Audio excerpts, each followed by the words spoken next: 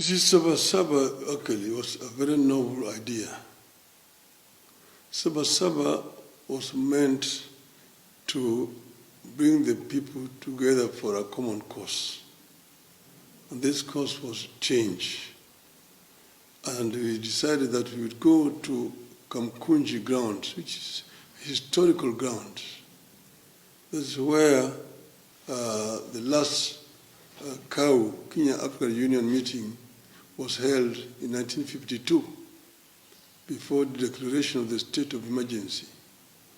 And that's again where, when they allowed for formation of political parties, again, the first rally of KANU was held in Kamkunji. So Kamkunji, that's also why eventually when they lifted Section 2A and allowed for formation of political parties, and the first party to be registered was the Forum for Restoration of Democracy. The first rally was held at Kamkunji. So we say that the Kamkunji has got a historical meaning, and that's why we wanted to go there. So what we're saying is that if you want to remember Sabasaba, then we go to Kamkunji. I always go to Kamkunji, even quietly, but I always go there on Sabasaba Day to just go and remember the people who lost their lives there.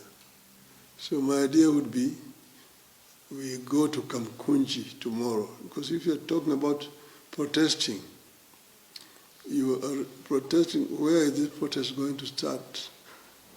And where is it going to?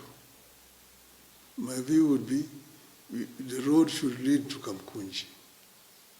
And then in Kamkunji, people meet there and pass a resolution. This is what we want, the Kenya we want. To me, that would be the best way to remember people who have died fighting for the right of the people of Kenya. One thing that is bringing tensions to the country currently is the demonstrations that happened yesterday regarding the Sabasaba demonstrations. These are demonstrations that were meant to celebrate everybody who was involved during the Sabasaba time, when the government of the day, led by President Arap Torotich Moi, went ahead to agree on multipartyism in the country. And now, one of the masterminds of the Sabasaba thing, or the Sabasaba day, is one former Prime Minister of the Republic of Kenya, Raila Amolo Odinga. We all know the followers and the peoples who are behind the success of one Raila Amolo Odinga, all the voters, all the members of his ODM party, are people of loyalty to Mr. Raila Amolo Odinga. If Raila says it's left, those people does not ask how Raila came to the decision that they should go left. In fact, rather than they takes the left direction that Raila Amolo Odinga has given. And as we all know now, former Prime Minister Raila Amolo Odinga is in bed with the current regime of the Kenya Kwanza government, led by President William Samoei Ruto.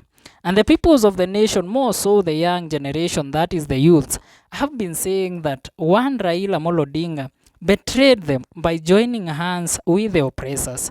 The oppressors stating is the Kenya Kwanza regime. So yesterday, Raila Amolo Odinga had announced that he is the one who is going to lead the Sabasaba protest to his people, and he had given them a venue, that is the Kamukuji grounds. But to our surprise, Raila Amolo Odinga did not make it to Kamukuji grounds. So he went ahead to give a praise on what happened and why he did not make it to Kamukuji grounds yesterday. Raila Odinga was blocked from leading a Sabasaba rally at Kamukuji grounds due to heavy police roadblocks across Nairobi County. Speaking in Serena Hotel, he criticized the police as a rogue force rooted in colonial history and demanded urgent reforms. The opposition leader used the moment to call for national dialogue, ethical leadership, and an end to corruption and impunity. Is it right for the news or the blogs to be naming Raila Amolo Odinga as the opposition leader? Because as we know, Raila joined the government, and so the opposition is being led by one Rigathi Gachagua, Kalonzo Musyoka, Fred Okongo Matiang'i, and Eugene Wamalwa. Raila Odinga's Sabasaba message came from a different podium, but his resolve remained unchanged. The veteran opposition leader strongly condemned the Kenyan police for preventing him and his supporters from holding a planned rally to commemorate the 35th Sabasaba Day. The rally, initially set to take place at Kamukuji grounds on Monday, was meant to honor the historical 1990 protest that played a key role in the country's democracy journey. Raila had earlier urged Kenyans to gather in solidarity at Kamukuji, a site historically linked with political resistance. Instead, he addressed the nation from Serena Hotel in Nairobi, where he explained how police roadblocks across the city and blocked access to the venue and disrupted the planned commemorations. Today, the 35th anniversary of the Sabasaba, I was going to go to Kamukuji to join other Kenyans in commemorating this very important day. Unfortunately, as we all know, the roadblocks all over town have made it impossible to access Nairobi, Raila said. Raila did not mince his words as he launched a scorching attack on the police service, accusing it of operating like a colonial relic and turning rogue by using force against civilians. Describing the institution as a threat to civil freedoms, he called the immediate reforms to transform the police into a people-centered service. We have a rogue police force that shoots people. This is a force we inherited from the colonial masters. It must be reformed, he said, visibly agitated. He proposed a national-wide push for comprehensive role police reforms focused on accountability and restoring public trust in law enforcement agencies. Despite being blocked from the symbolic grounds, Raila used the occasion to urge for national unity through dialogue and called out the growing levels of corruption and poor leadership in government. Where do we go from here? Do we embrace the chaos or the coming together of minds? I am choosing coming together of minds for the interest of the country, he stated. He argued that Kenya must reject impunity and instead embrace ethical leadership across all arms of government. He said elected leaders must show humility, integrity, and a true commitment to the public service. Raila, one of the original architects of the Sabasaba movement, framed the day as a moment not only for reflection but also for action in shaping a better, more just Kenya. The Sabasaba demonstrations turned deadly in parts of Nairobi after 4 people were reportedly shot dead.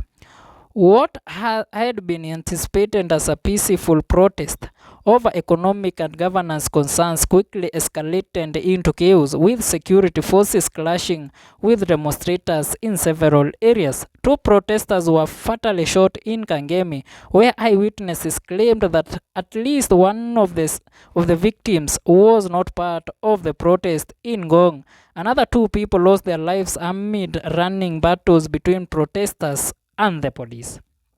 So, it's like the marriage between Raila Amolo Odinga and the UDA party that is led by President William Samoei Ruto is day in, day out showing it cracks.